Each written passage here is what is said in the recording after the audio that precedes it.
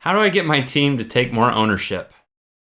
Hi, I'm Zach. I'm a leadership and performance coach with Great Purpose. I work with a lot of leaders, entrepreneurs, and executives to gain the clarity, focus, and energy they need and want to create the results they desire in their business, within their teams, or their lives. And this question of ownership is coming up a lot right now. And I think that it's because in this time of crisis, there's a lot more raised necessity, raised level of urgency to go make some plays. And execution is becoming all the more important. And so I think it's putting a spotlight on something that is a challenge for a lot of leaders and a lot of business owners, is to get their team to take ownership. That's what we want, right? That's why we started the business or want to be leaders, because we want to create these great results with a team, and we want to see multiple people taking ownership so that we can do what only we can do, and they're excelling, we're excelling, and we're all creating this amazing body of work, right? That's what we want. That's why we're in this game. And yet we're sitting here. How do I get them to take more ownership? They just don't take ownership. I don't get it. I don't understand, right? Those are the questions we're left scratching our heads. And I want to share some ideas around this, because there is one truth that I think really shines a light on why people might not be taking ownership.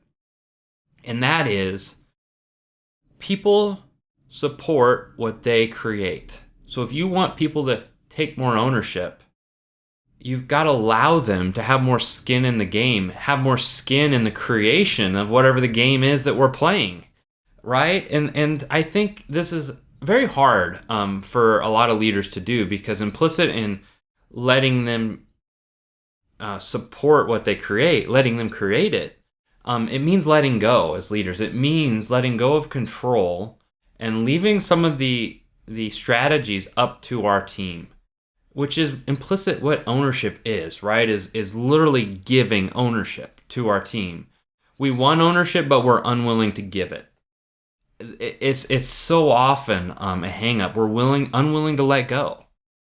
And we contribute to the very lack of ownership across our team that we experience. I mean, just sit with that for a moment. I mean, how true is that? So, if it is true, where do we go? What are some simple things we can do that I can give you really quick in this short video? And I think the first one came through, Google did a work study around what leads to high-performing teams. And the number one thing in that study was psychological safety. Great high-performing teams have one thing in common, and that is they all have psychological safety. And so if you want people to start taking ownership, to start supporting the things that they're creating, to start creating those things, then you must, as the leader, ensure that there's some psychological safety within your teams, within your meetings and your business. Because oftentimes, and it's a very normal thing as leaders, we can be fairly judgmental and fairly critical, of ourselves first. I know that as a leader, as a high performer, you can be very hard on yourself and very critical of yourself. But that often, how we see ourselves often gets reflected back to how we see others. And we become very critical of how they're doing their job. And we believe that they're lazy, or we see them as disorganized, or not taking initiative, or they're just not hard workers, right? We put these judgments on the individuals within our teams. And it's not helping, because they can sense that. They can sense our disapproval of them. And that doesn't allow them to feel very safe, so they don't speak up. They don't actually contribute. They don't actually take ownership, because they know that we don't really believe in them. And it prevents them from fully showing up. And so I want you just to check in with yourself there, is how could you create more psychological safety within your teams? And what that looks like is being more accepting of the different opinions and approaches to accomplishing a goal. Not everybody has to do it exactly how you would do it. But you know what? That's hard. It's very hard, because we have this vision of what we want done, but we also have a vision of how we want it done. And when we cling to that and don't actually start to let go of that and allow our team to figure out the how, there's no way they can take ownership because we're still owning it. And somebody that I follow a lot and have learned from is Brendon Burchard, and he says, stop pointing fingers and start drawing circles. Because what we often do is we point fingers. As leaders, we get so focused on what needs to be done that we never take a step back and actually ask the whole team the question of, what would we most like to create here? What's the result that we most want to see happen here? And give some clarity around that and get some clarity collaboratively. And then I think that the next point here is, now when you do that, for your team to have more ownership, you have to give ownership. And so what that looks like is maybe co-create the what, the goal, the vision, co-create that, make that very, very collaborative, paint the vision of what result you really want to see happen here. What does it look like? How will we know we're successful? Getting that very clear. But then you know what? Once you give them the what, you let them figure out the how.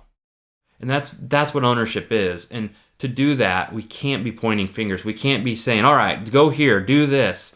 Did you do that yet? Hey, double check that. Because as soon as we're directing traffic, we're owning it. Okay? And so to give ownership means help them with the what, co-create the what, but then get out of their way so that they can do the how. And that's the only way you'll learn anything. Because you might learn that, oh my goodness, they're actually more talented at this than even I am, right? And or maybe you might find that, wow, I'm not sure they can do this. They've shown me that they can do that. Now you have this growth opportunity, this learning opportunity that you get to work with them on to develop them. All these opportunities get opened up when we co-create the what and get clear on what the objective is, the vision, and what the result is that we want to see created. But then you got to get out of their way. Because the number one thing to remember is people support what they create. And so let them put some skin in the game and create what it is that you and the business want to see. And so that's the lesson for today. And if you enjoyed this, I am actually getting ready to host a masterclass around communication and how to communicate clearly to our team so that they can follow well and execute on the plans and the visions and the objectives of the business. There's more information at the bottom of this video within the post. Check it out. There'll likely be a link you can click on to sign up and reserve a spot.